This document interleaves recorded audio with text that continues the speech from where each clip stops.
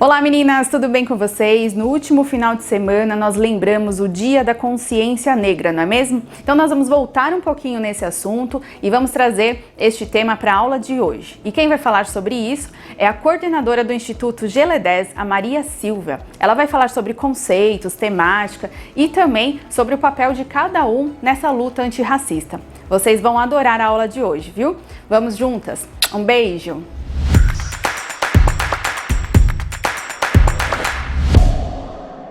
Bom dia, boa tarde, boa noite a todas as pessoas que nos assistem. Eu sou Maria Silvia de Oliveira. Eu quero, antes de qualquer coisa, agradecer o convite da Coordenação de Promotoras Legais Populares aí, de Suzano, por me oportunizar estar aqui conversando com vocês, especialmente, né, do projeto Promotoras Legais Populares, porque eu sei que depois isso vai ficar disponível no YouTube e aí outras pessoas terão acesso. Mas o projeto Promotoras Legais Populares é um projeto que é muito caro, né, para nós de GLE10, porque uma das nossas ações de enfrentamento à violência contra a mulher é exatamente ter este curso de formação para mulheres, né, para que a gente possa dar suporte, que capacitando essas mulheres para que elas possam ajudar outras mulheres, para que elas possam ser multiplicadoras, né, deste processo de exercício de cidadania, porque é isso que a gente vê no curso Promotoras Legais Populares, né? A possibilidade de que essas mulheres, após receberem essas informações, possam exercer e ajudar outras mulheres no exercício de sua cidadania. Então, muito obrigada pelo convite. Eu sou coordenadora de políticas de promoção de igualdade de gênero e raça, em GLE10, e hoje nós vamos conversar um pouquinho sobre questão étnico-racial e direitos humanos, visto que esta aula vai ser disponibilizada agora no mês da consciência negra. E aí, por quê? Né? Por que mês da consciência negra? Na verdade, esta data, o 20 de novembro, é uma disputa de narrativa feita pelo movimento negro, né? Porque a historicidade, né? A história do opressor, a história do dominador, é que nós recebemos, né, as bênçãos da princesa Isabel em 13 de maio de 1888, quando ela assina a Lei Áurea, né? E até cerca de 30 anos, 40 anos atrás, a ideia que nós tínhamos é que os escravizados eram passivos diante daquela situação, daquele horror que era a escravidão negra, né? Mas a partir da inserção de mais pessoas negras nas universidades, a partir da possibilidade destas pessoas negras estarem também, né, pesquisando na academia, nós vimos que a coisa não funcionava desta forma, né? Os escravizados, as escravizadas, eles lutaram por sua emancipação, eles lutaram por sua liberdade, e o ato de assinatura da Lei Áurea pela princesa Isabel era um dado, né? Não tinha mais como o império, naquele momento, adiar, né, a abolição da escravatura. Então, nessa disputa de narrativa que eu coloquei para vocês, o movimento negro escolhe o 20 de novembro, que é a data de morte de Zumbi dos Palmares, para ser, né, a nossa data referência de luta do povo negro, né?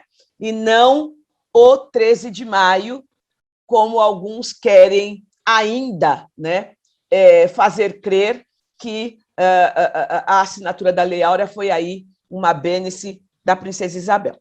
Então, neste mês da consciência negra, é exatamente a gente pensar, refletir sobre a situação da população negra no país em que nós vivemos hoje e também um diálogo com a diáspora negra, né? Então, quando a gente fala em diáspora, nós estamos falando de todos os afrodescendentes, né, que não estão em África. Lembrando que o Brasil foi o país que mais recebeu africanos e africanas durante o período de comércio de seres humanos negros para a escravização na América, né? Então, hoje, nós sabemos que o Brasil, né, tem a maior população negra do mundo e, inclusive, a população negra depois da Nigéria, né? Então, é isso que a gente chama de diáspora negra. Diáspora negra é a gente falar dos descendentes e das descendentes de africanos e africanas fora de África. Então, como eu tenho aqui um pouco mais de 30 minutos, nós vamos continuar. Eu vou falar um minutinho de Gueledés, que é uma organização fundada em 30 de abril de 1988, né, por um grupo de mulheres negras. É uma organização dirigida por mulheres negras, né, que completou 33 anos agora em 2021 e que se posiciona em defesa de negras e negros em razão das desvantagens e discriminações no acesso a oportunidades sociais que a gente bem conhece no país, e eu vou falar um pouquinho disso daqui a pouquinho, e a gente viu, né, o quanto essas desigualdades são prementes na sociedade brasileira, principalmente a partir do advento da pandemia, né, o ano passado.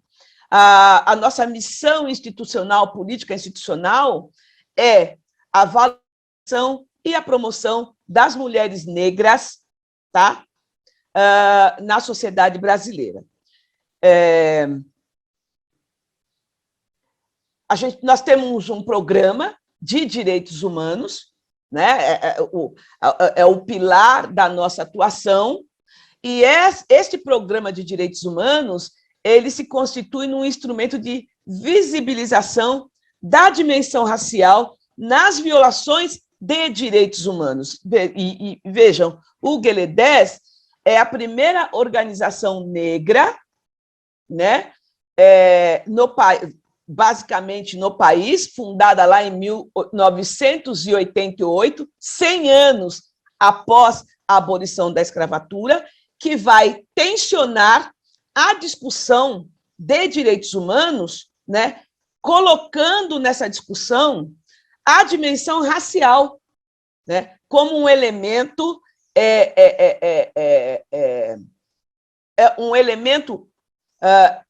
propulsor, inclusive, né? Eu costumo falar que o racismo é o combustível da violação dos direitos humanos, tá? Então, é nisso que a gente tem que pensar. Eu vou pular aqui. Eu tenho esse texto, depois eu vou disponibilizar, caso a organização das PLPs tenha o interesse, esses apontamentos que eu fiz aqui. Isso aqui, que está na tela agora, é um texto que eu tirei, tá, de uma dissertação, de um trabalho de mestrado, tá, que fala sobre a insensatez da morte das pessoas negras, né? Porque é uma morte que ela não decorre do infortúnio, como a gente costuma dizer, de uma doença mais agressiva, né? Mas, enfim, ela vai dizer que a morte das pessoas negras não é um fim de vida, né? Mas sim uma vida desfeita. E o que quer dizer isso, né? Quando a gente pensa em morte, a gente está pensando na morte para quem pensa a questão da religiosidade, né? Da morte física, daquela alma que sai do corpo e a pessoa morre e é enterrada. Mas a morte das pessoas negras é uma morte em vida, né? E as pessoas negras elas começam a morrer um pouco a cada dia, simbolicamente, em razão das violências raciais, das agressões que essas pessoas sofrem durante toda a vida, né? E a morte física é uma das possibilidades de morte dessas pessoas, tá? Eu ancoro essa minha fala, né, pensando, dialogando com a Declaração Universal dos Direitos Humanos. Né? Quando a gente pensa numa Declaração Universal, a contradição já começa por aí, porque se são direitos humanos universais, né, inclusive na época que esses direitos foram positivados, a gente fala isso em direito, porque, na verdade, eles foram escritos e disponibilizados pela Organização das Nações Unidas, pela ONU, para que as pessoas pudessem ler e para que os estados nacionais, os países que compunham naquele momento a ONU, pudessem assinar a declaração e se comprometer, né, a não violar esses direitos, né? Se comprometessem a agir, a atuar de forma, né, que as pessoas em seus estados, em seus países, tivessem os direitos humanos respeitados. Mas o que acontece, né? Só para contar rapidamente o contexto de assinatura desta declaração, né? Ela é pensada, ela é escrita em 1948, alguns anos após o término da Segunda Guerra Mundial, né? Onde nós sabemos ocorreram aquelas atrocidades na Alemanha, né? Que a gente chama de Holocausto, e que matou milhões de judeus, milhões de pessoas brancas, né? E isso aconteceu em solo europeu. Então, as Nações Unidas, os países que compõem a ONU, naquele momento histórico, se juntam para escrever esses artigos, na verdade, para colocar no papel esses direitos, né, como direitos humanos, na expectativa de que aquilo que aconteceu em solo europeu, na Alemanha, não viesse mais a acontecer. E aqui eu vou colocar para vocês que, evidentemente, que aquilo foi um horror, né? Não há como discutir, mas, né, não muito tempo antes, já que o último país a abolir a escravidão foi o Brasil, em 1888, né? Ninguém pensou em proteger os direitos humanos dos afrodescendentes, dos indígenas, né? E milhões de tanto indígenas como pessoas negras morreram nesse período de escravidão, né? E continuam morrendo. Né? E é muito interessante que, enquanto as Nações Unidas, a ONU, pensava, né, em escrever esses direitos humanos e deixá-los positivados para que os estados os assinassem e se comprometessem com eles, a África do Sul estava, naquele momento, institucionalizando, legalizando o apartheid na África. E todo mundo sabe o que foi o apartheid. né? Então, é disso que a gente está falando. Quando a gente pensa em consciência negra, e a gente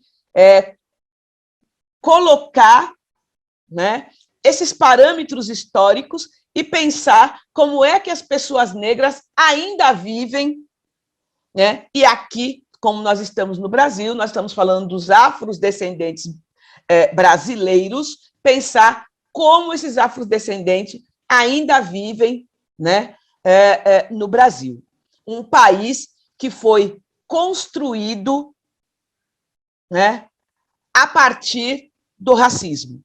E tem até um livro muito interessante aí agora do Gessé de Souza, mais um, né, livro para falar sobre isso. Então, a gente tem aqui, por exemplo, no artigo 4º, né, que todo ser humano tem o direito de ser, em todos os lugares, reconhecido como pessoa humana perante a lei. Então, vamos pensar um pouquinho, muito rapidamente, o caso do Brasil, né? Como é que essas pessoas são negras, não é? Elas ainda não adquiriram o estado de sujeitos de direitos no Brasil. Se nós pegarmos o mapa, o Atlas da Violência, do Fórum Brasileiro de Segurança Pública, agora de 2021, com os dados de 2020, nós vamos ver que mesmo num período de pandemia, onde as pessoas, num bom período, né, tiveram que cumprir distanciamento social, tiveram que cumprir isolamento social, mesmo assim, esse Estado conseguiu, né, que ocorressem 56 mil mortes no país, sendo que 75% dessas mortes eram de jovens negros entre 14 e 29 anos de idade. Né? Então, será? Eu acho que a resposta é muito clara para nós, vamos dizer assim, muito explícita. Nós estamos percebendo que tem um grupo racial e étnico, porque a gente não pode esquecer aqui os indígenas, mas não obstante a gente esteja falando da questão racial, né? Não tem status de humanidade nesse país, né? Eles não têm status de sujeitos de direitos, não são reconhecidos como pessoa humana, né? E a gente fala aqui perante a lei porque nós vivemos num Estado democrático de direito, que vai dizer lá na Constituição, no artigo 5º, que todos são iguais perante a lei, independente de raça, de cor, de credo, mas a gente sabe que não é assim. E voltando para a questão da pandemia, né, nós podemos verificar o quanto, né, o racismo gera desigualdades e o quanto as desigualdades geram vulnerabilidades. Vocês estão acompanhando aqui nos jornais, na TV, né? A gente tem emissoras de televisão bastante importantes noticiando o tempo todo, né? Pessoas hoje catando, pegando comida na rua, dentro de caminhões de lixo, buscando ossos para alimentar, né, a família, os filhos. E, claro, vocês têm visto as imagens e vocês puderam perceber a cor dessas pessoas, né, que estão nesta situação. A gente sabe, né, que, na atualidade, o país voltou para o mapa da fome, né, e que hoje nós temos cerca de 20 milhões de pessoas que literalmente não têm o que comer, né? E a gente tem um outro grupo bastante expressivo, de quase 100 milhões de pessoas, que vive o que a gente chama de insegurança alimentar. São coisas distintas, né? Você não ter nada para comer, você está no mapa da fome, né? Não ter água para se alimentar, e viver em segurança alimentar, que é você não saber, né, se você vai ter a próxima refeição. Se você almoçar hoje, você não sabe se você vai jantar, né? Então, isso é insegurança alimentar. E aí, eu tenho algumas imagens aqui para mostrar as condições de vida dessas pessoas, né? Uma parcela bastante significativa da população negra mora em condições de moradias absolutamente insalubres e precárias, tá? A gente viu durante essa pandemia também que quase 35 milhões de pessoas, gente, não é pouca coisa, não tem água potável. Num momento em que era primordial você ter água para lavar as mãos, não é? Por conta da prevenção da Covid-19.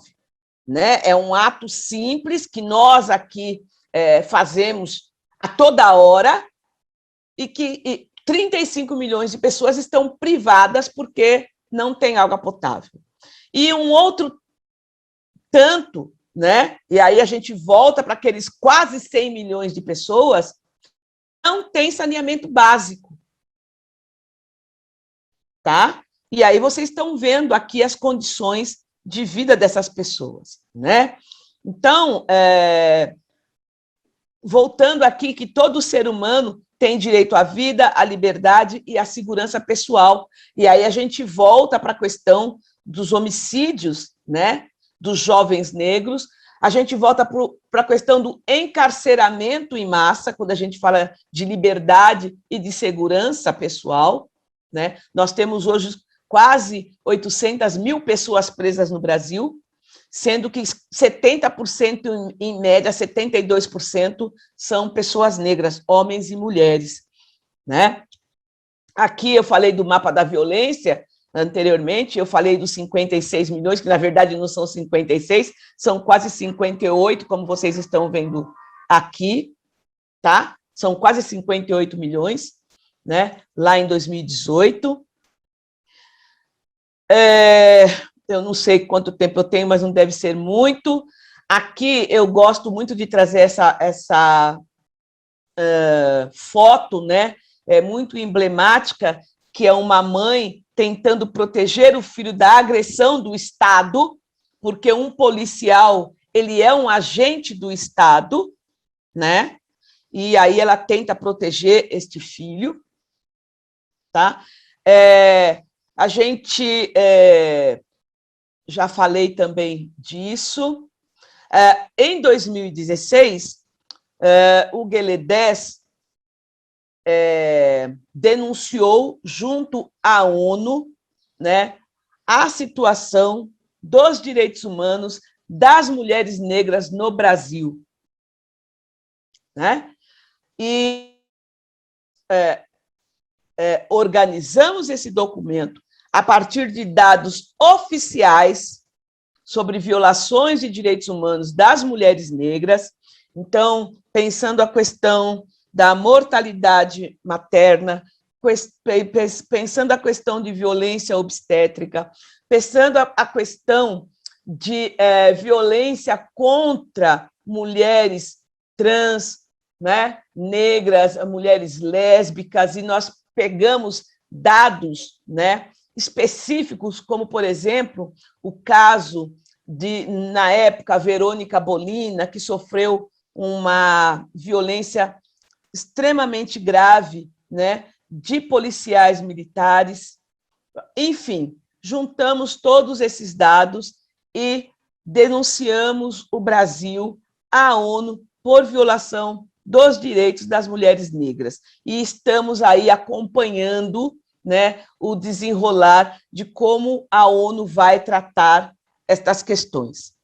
tá? Porque quando a gente fala de violação de direitos humanos da população negra, tem uma parcela da população negra, que são as mulheres negras, né, que são as mais impactadas por essas violações. Né? Já trouxe para vocês aqui, nós temos as mulheres que perdem os filhos para a violência do Estado, né?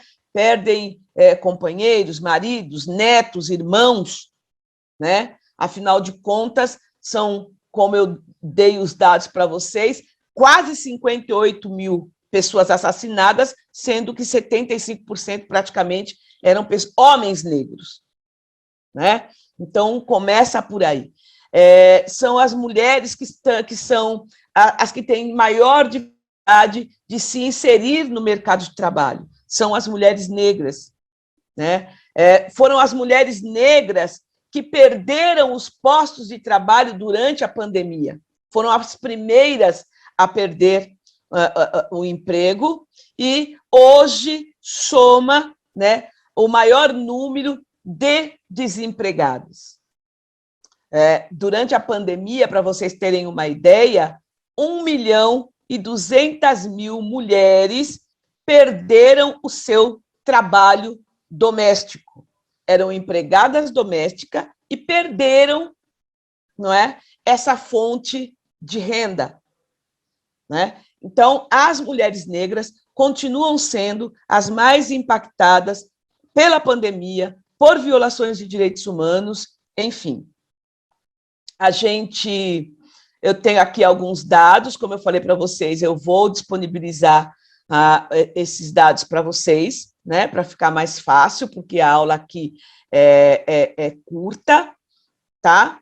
A gente tem como desafio maior, principalmente, né, neste momento que nós estamos sendo governados, né, que o Estado brasileiro está sendo dirigido por um grupo de extrema-direita, fundamentalista, neofascista, né?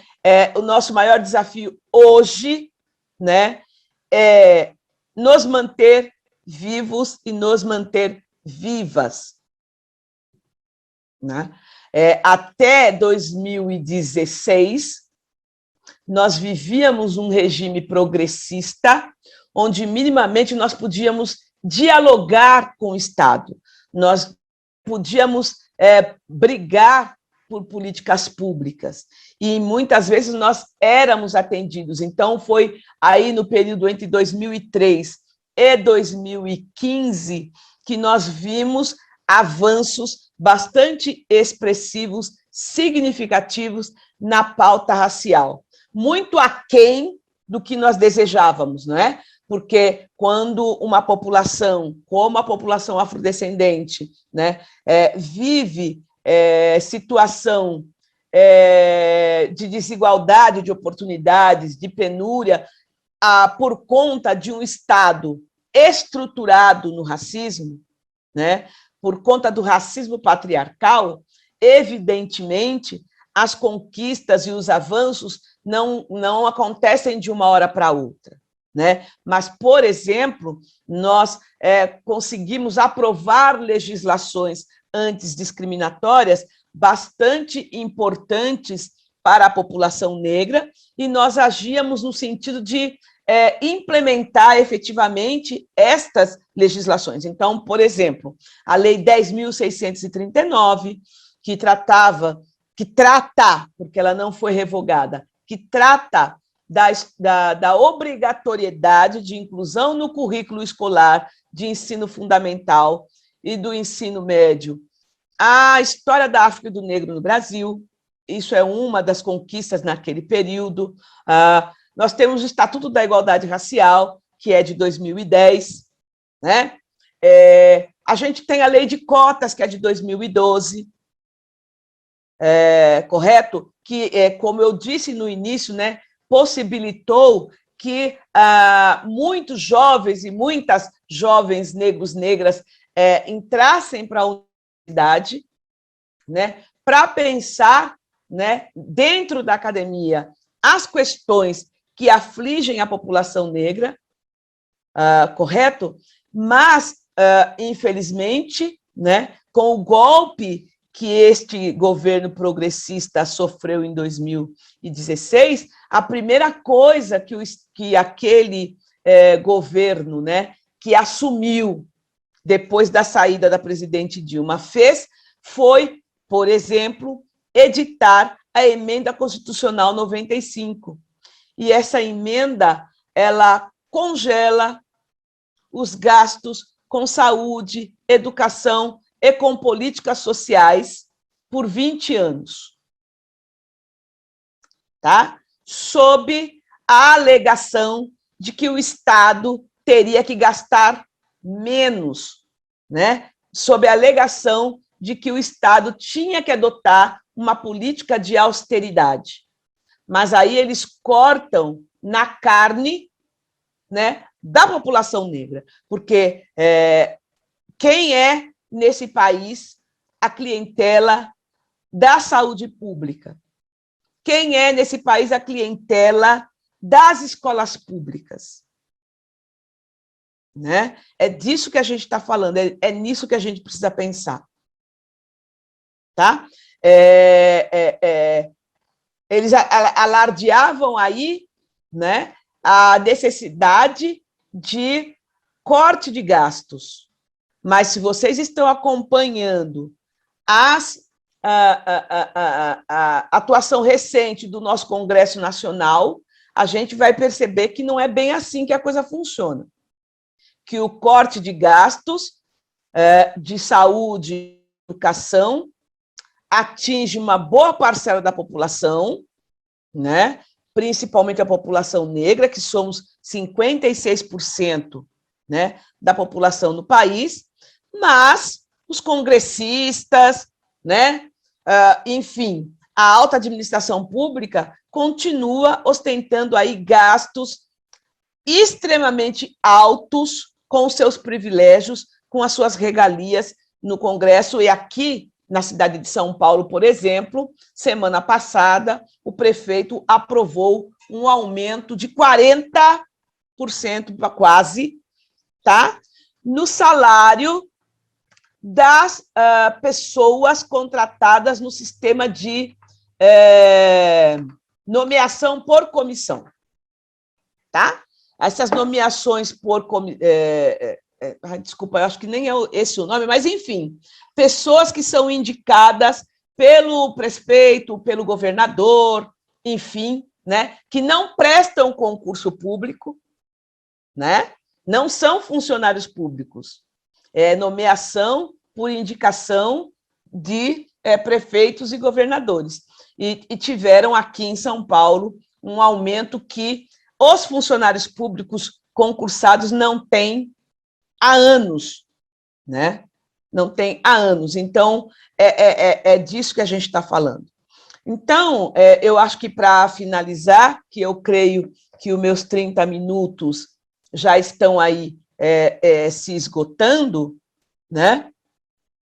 Apesar desses avanços que nós tivemos aí entre 2003 e 2015, muito ainda precisa ser feito, tá? Para que a população negra alcance minimamente um patamar, né, de vida, né, digna no Estado brasileiro, né?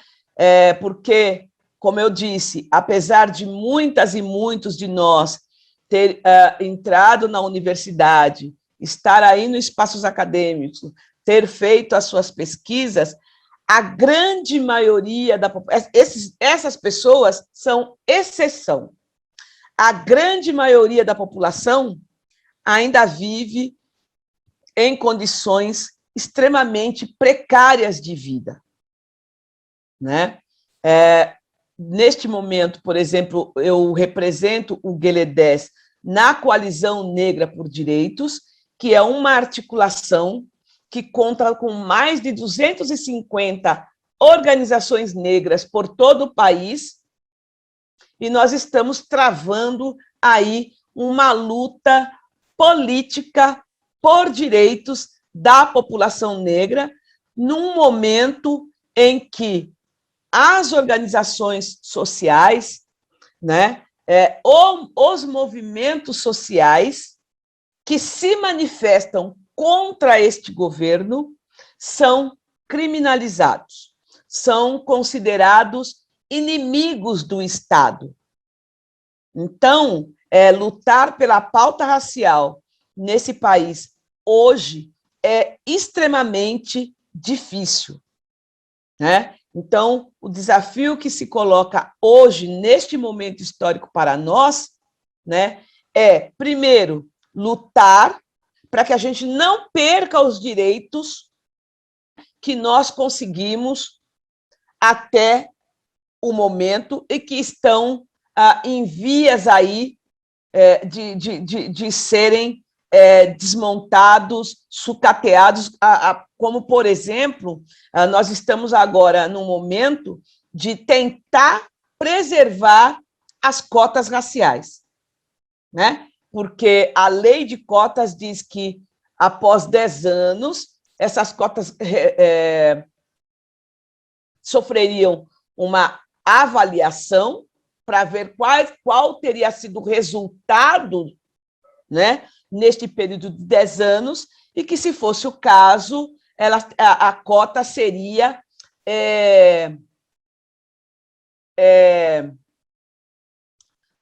como é que se fala? Bom, ela passaria a valer por mais 10 anos. Tá? Tem uma palavra-chave aí que agora não me vem à cabeça, mas, a partir da avaliação, ela poderia ser renovada por mais 10 anos. A gente sabe que nós tivemos avanços bastante importantes, mas que não foram suficientes esses 10 anos. Tá? E aí, por exemplo, a gente tem, a partir desta lei, cotas para o sistema de justiça, né? Para o Poder Judiciário, para o Ministério Público, para a Defensoria Pública. Mas esse sistema de cotas não foi suficiente para mudar, né, o aspecto da magistratura, por exemplo. Né? Na Defensoria Pública aqui de São Paulo, né, do Estado de São Paulo, dentre os quase 800 ou 1.000 e poucos defensores no Estado de São Paulo, nós temos apenas 2 defensores negros. Né? E o sistema de cotas não deu conta de mudar essa realidade. Né? Eu não tenho esses dados aqui, mas eu posso conseguir passar para vocês novamente, que foi feito um censo da magistratura, que foi divulgado agora em agosto, né? E a magistratura não mudou o seu perfil por conta do sistema de cotas. Então, seria muito importante que a lei de cotas fosse renovada para mais 10 anos. Né? Então, terminando, né, neste 20 de novembro de 2021, né, o que nós estamos fazendo é lutando por conservar esses direitos que nós conquistamos, né? Principalmente, tá, nos últimos 30 anos, e aí eu vou falar mais especificamente entre 2003 e 2015, né? Um pouco antes do golpe contra o nosso governo progressista, tá? E buscar, né, ampliar, né, os nossos direitos, buscar construir um novo pacto civilizatório, né, para que todas as pessoas, negros, indígenas, independente de sua orientação sexual, independente de seu credo, independente de qualquer coisa, um novo pacto civilizatório para que todas as pessoas caibam, né, e sejam beneficiadas por esse Estado democrático de direito tão